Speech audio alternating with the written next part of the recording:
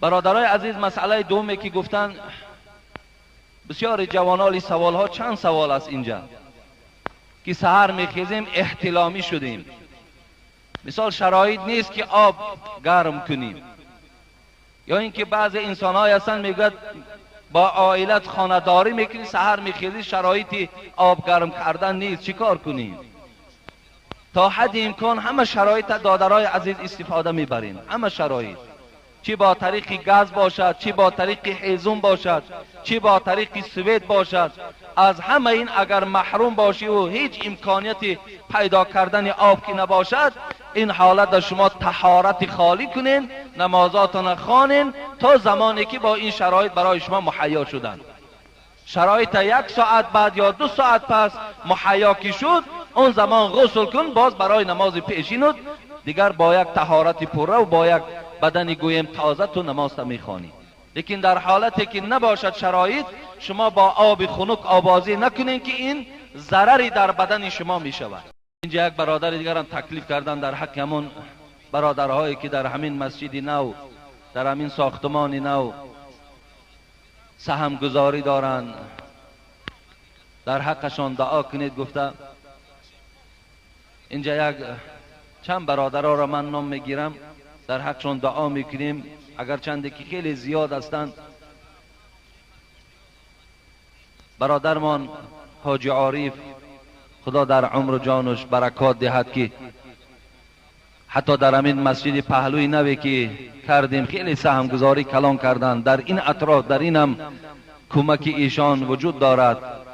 و دیگر برادرمان اکی خیرالله بود، یک برادر دیگرمان عبدالجلیل از مسچا هست، اونم کمک کردند. یک برادر دیگر داریم میرزا خان از حصار، ویم در همین بنای مسجد نو سهم گذاری دارند. و یک برادر دیگرمان اکی مراد که از همین انگورباغ است، سوخاز انگورباغ، که در حق مادرشان گفتن دعا کنیم. مادرشان هم یک آدم پیرانسال حاجیه هست، خداوند حجهاش قبول بگرداند و خداوند خاتمه بخیر بر این مادر نصیب بگرداند و فرزندهاش خدا از همه آفتها در حفظ امانش نگه دارد. و برادرمان دیروز از خوجندم اکی ناصیرم مبلغ روان کردند که در همین مسجد برای بنای مسجد. و یک برادر دیگر همین سحر باز یک مبلغ دادن که در همین مسجد صرف کنید گفته. و دیگر انشاءالله باز در آخر جمعه من شخصانی که کمک کرده ایستادن میخوانم. خدا همه اون بندهانی که در این مسجد سهم گذاری میکنن، از آن جمله این بنده هایی که الحال نام ایشان خواندیم، و همه مراد و مطلوب ها خداوند موفق شان بگردانی، آمین و رب العالمین. السلام علیکم داملای عزیز، بگویید که آیت های منسوخ شده در نماز خوانده می شوند به مانند آیت 6 سوره کافرون، با احترام یکی از مخلصان شما. بله، البته آن آیت هایی که منسوخ شده که در قرآن هستند، این آیت ها را ما در نماز در عبادت استفاده می بریم. اینا در نماز خوانده، البته در نماز خوانده می شود، اینا هیچ زیان و زلال ندارند وقتی ما آیت های منسوخ شده را اگر در نماز استفاده بریم.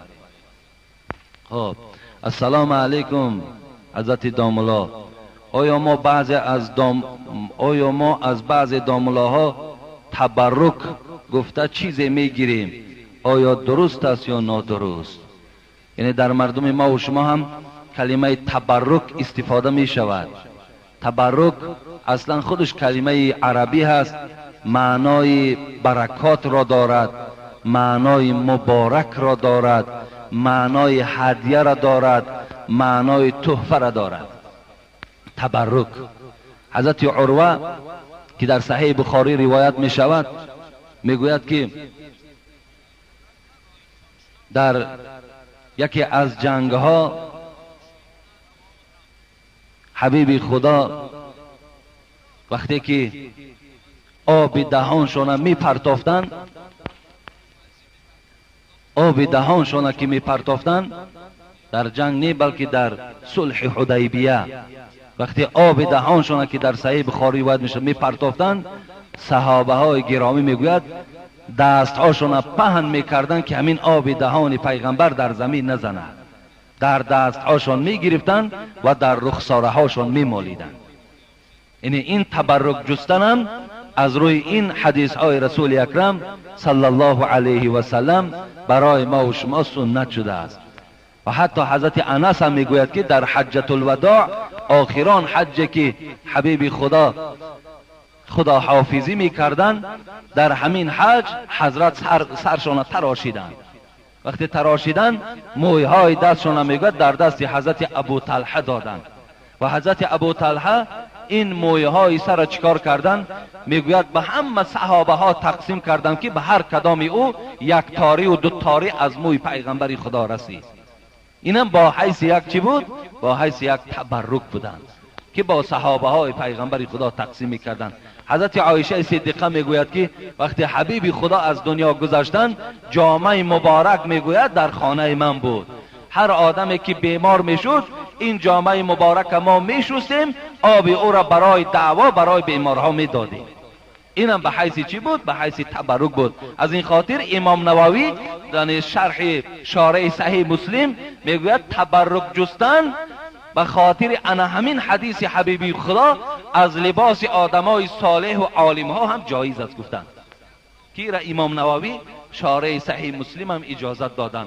حتی خدا رحمت کند که ابن جوزی هم روایت میکند، تاریخ ابن کثیر هم میگوید، یعنی عینی حنفی هم خدا رحمتش کند در عمدة القاری هم میگوید که امام احمد حنبل لباس امام شافعی را شستن، آب همون امام احمد حنبل نوشیدن، حضرت امام شافعی را. به این خاطر تبرک گرفتن این البته به البته جایز است. ما و شما تبرک از آدمای خیلی با تقوا و اهل علم و پرهیزکارا، ما و شما چه از طبقشان چیز باقی میماند مثال میگیریم تبرکن میخوریم، این بسیار ثواب خیلی بلند دارد. به این خاطر تبرک البته درست و جایز است.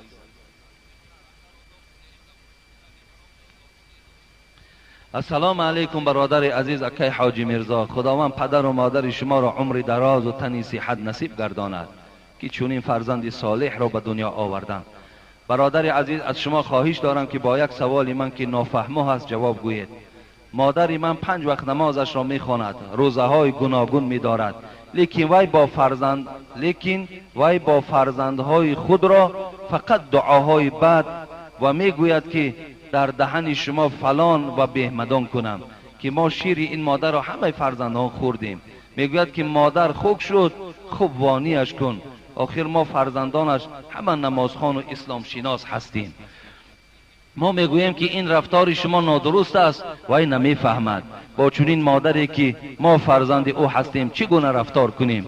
التماس با این سیاه‌بختی را روشنی اندازید، زیرا که ما نمیدانیم چی کار کنیم.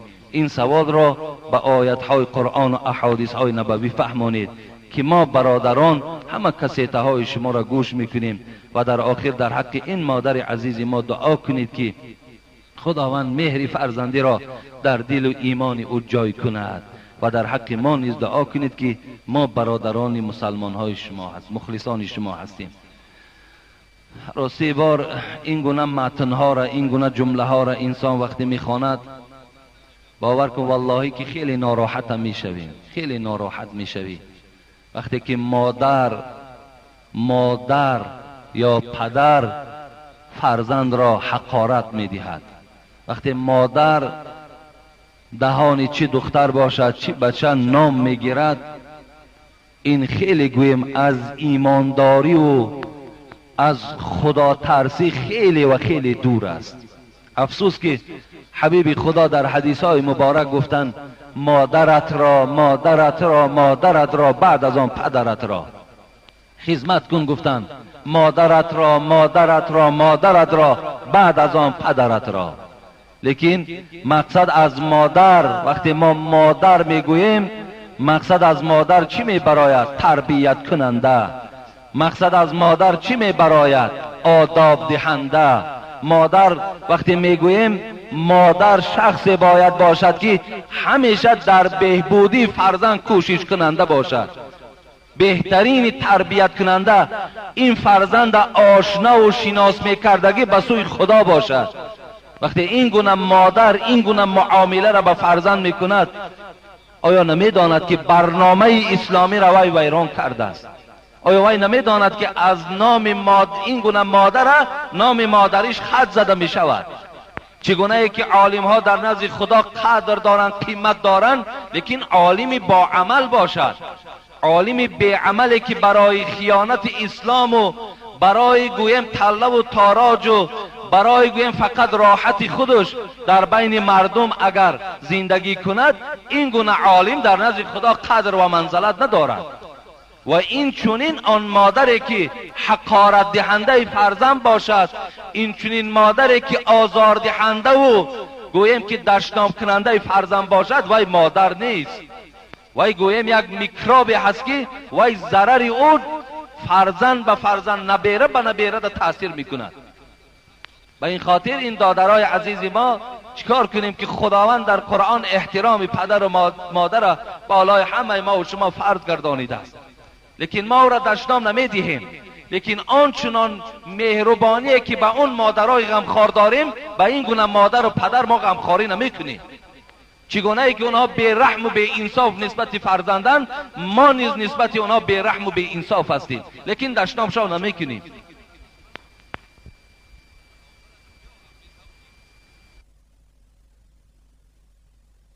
فرزند باید و احترام کند. پدر و مادر وظیفه دارند. وظیفه اونها چیست؟ فرزند باید خوب تربیت کنند، فرزند باید با خدا شناس کنند، فرزند نام خوب گذارند، فرزند خط نکنند. این وظیفه های پدر و مادر است. ما را پدر کرده است گفته و اون مادرها را مادر کرده است، دیگر گویا بیغم گشتن بگیریم و هر جبری که داریم بالای فرزندا روان کنیم و از فرزندا باز ما مهربانی و غمخواری را طلب کنیم، این نصیب ما و شما نمی شود. این خیلی بی حیایی است، این خیلی خدا ناترسی است. اون نماز وی، روزه های گوناگون وی به خدا قسم به منزله یک کرم لای خورک در نزد خدا قدر ندارد. این معنای را ندارد من 5 وقت نماز ما میخوانم لیکن بچه و دختر ما حقارت میدهم، بچه و دختر ما از خانه گریزان میکنم لیکن من 5 وقت نماز و روزه دارم. این نماز و روزه تو را دستگیرت نمیشود. خداوند در قرآن صراحتا گفته است نماز انسان از کارهای بد باز می‌دارد. پس چرا این باز نداشت؟ حالا که خدا گفته ایستاد است تو نماز بخوان، الله تو را از همه کارهای بد باز می‌دارد.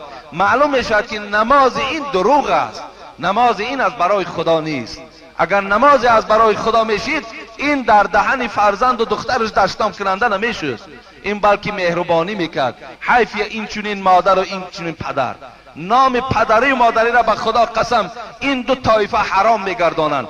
وقتی که با فرزند خود یا با کلین خود اگر وقت دشنام دهنده باشند. بسیار از این گونه پدر و مادرها امروز بچه هاشون در ما شکایت دارن. بعضی هاش میگن حاجی اجازت نمیدهی که یک لط کوبش کنیم. به خدا قسم تا این اندازه آمدن، لیکن ما هیچ کدام او را فتوا ندادیم که شما پدر و مادر را لط کوب کنین. بیزار شدن فرزندا، معامله هاتون خوب کنین که آینده دیگه ما را هم گوش نمیکنن، در کار شوند دیگه شما را حتی قتل تا نمیکنن وقتی اگر بیرحمی و بی انصافی کنین. برای همین هر چیزی که خدا و پیغمبر گفته است باید اجرا کننده همون صحبت ها باشه ما و شما. بسیاری بسیار باور کن خیلی خیلی بی ناموسی و شرمندگی است که پدر و مادر با فرزند بی رحم باشد. پدر و مادر غم فرزند نخورد. پدر و مادر فرزند در دهانش دشنام دهد. این خیلی بی انصافی است. بعضیاش باز افتخار هم دارن وقتی میگوی که ای برادر عزیز همین بچه تو به من شکایت کرد، از بالای تو شکایت کردگی هست، همین نکن. وای میگوید اگر با اینها همین خیر رفتار نکنی اینا تو را گوش نمیکنن. نه، برعکس اینا تو برعکس به سر خود دشمن تربیت کرده ایستاده ای، دوست نه. السلام علیکم و رحمت الله. اکای حاجی میرزا، خداوند تنی سالم شما را بردوام نگه دارد. بعدا ما یک گروه جوانان و پیران یک دهه خردککی دوردست ولایت ختلان به ساختن یک مسجد 5 وقته شروع کرده ایم. مبلغ‌های جمع کرده در دست یک مرد دهه جمع می شود. بعد از چند روز آن مرد پول‌های جمع کرده را نمی‌دانیم به کجا صرف می‌کند. میگوید که پول‌ها تمام شدند، که این پول‌ها را ما از مردم این دهه و دیگر جایها با راه طلبیدن و التماس جمع می‌کنیم. الله که معلوم شده است که این مرد روی راست پول‌های مسجد را به کیسه خود می‌زند. آیا ممکن است پول مسجد را دزدیدن؟ موسفیدهای کلانسال میگفتند یک خس مسجد را دزدی در نزد خداوند جواب میگویی.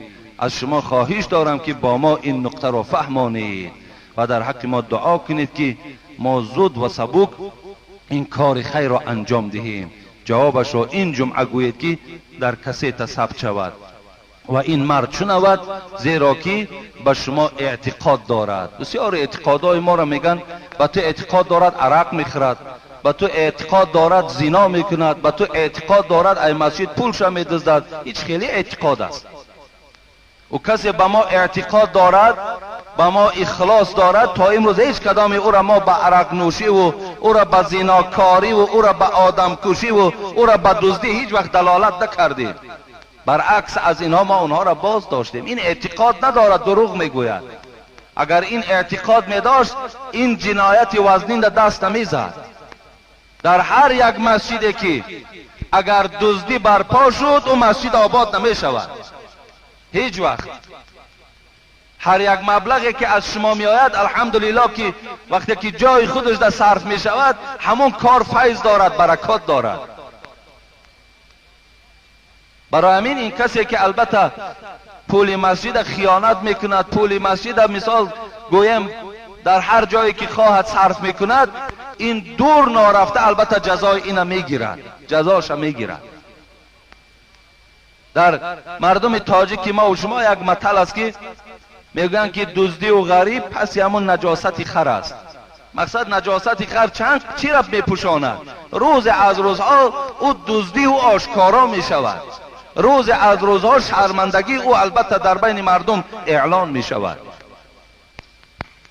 به این خاطر البته خیلی جنایت وزنین است و بسیار خوب می شود که وقتی همون آدم که معلوم باشد پس باید از مسجد پیشش کنین.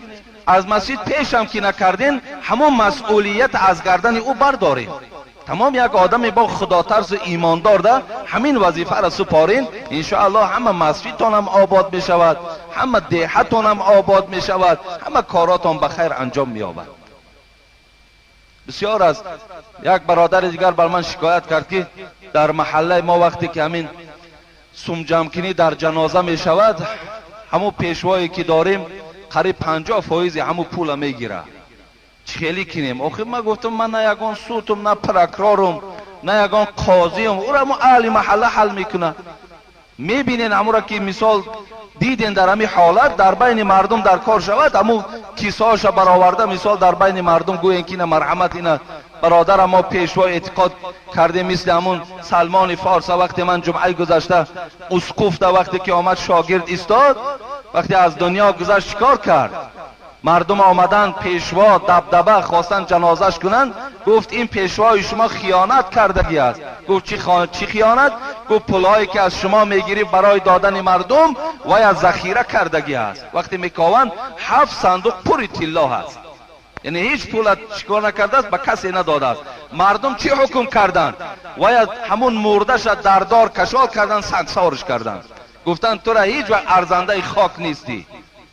مقصد ما اون چنان هم که نکردیم همون مسئولیت از گردنش میگیریم، بلکه یک آدم ایماندار دا میگذاریم. انشاءالله مسجد ما هم بعد آباد میشود. بسیار از این گونه مسلمانایی که بیچاره نام مومنی و مسلمانی دارن با این عملها چنگ زننده هستند. السلام علیکم حاجی میرزا، من یک نفر مخلصی اشهدی شما از شهر پنجکین. از شما 2 سوال دارم از نام بعضی از ملاهایی که از برای این مسئله بحث های زیاد میکنن ولی به خلاصه اساسی نمی آیند. من از شما درخواست میکنم که این 2 مسئله را با پررگی فهمانید تا با واسطه کسیت گوش کنند و با توقف آیند. یکم سوال این است که در دهات کوچک که دارای 40 یا 50 از این زیادتر یا کمتر نماز جمعه میگذارند، نماز جمعه درست می شود یا اینکه نماز احتیاطی خوانده شود؟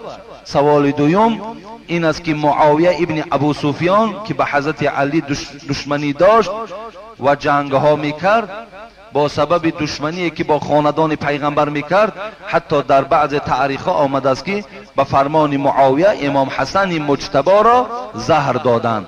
آیا ما اهل سنت و جماعت حق داریم که معاویه را ناسزا خوانیم یا مانند بعضی ملاهایی که در حق او لعنت میگویند؟ در این باره شما چی میفرمایید؟ جوابش را انتظاری. با احترام یک نفر مخلص اشدی شما از شهر پنجکین. برادر عزیز، ما در حق معاویه هیچ وقت لعنت گفته نمیتونیم، زیرا وی صحابه پیغمبری خدا بود.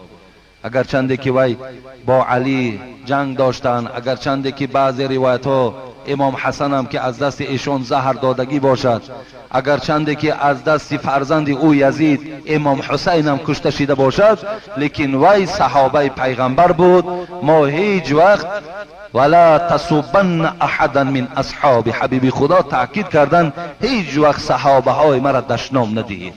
خوبن چی گونه ای که هستن نیستن، ما البته به البته به آنها دشنام نمیدهیم و ناسزا هم نمیگوییم، بلکه میگوییم خدا همه اونها را رحمت و مغفرت کند. حکمت او را خدا خودش میدانست. لیکن در دهات هایی که گوییم کوچک هستند و نماز جمعه را برپا میکنند و بعد اون نمازهای باز احتیاطی میخوانند، اصلا در همون بعض جایهای هستند که نمازهای جمعه میخوانند بعدش باز فرض احتیاطی پیشین میخوانند. این درست نیست. وقتی ما و شما فرضهای احتیاطی را خوب میشود که ترک سازیم. احتیاطی گفتگی نماز وجود ندارد.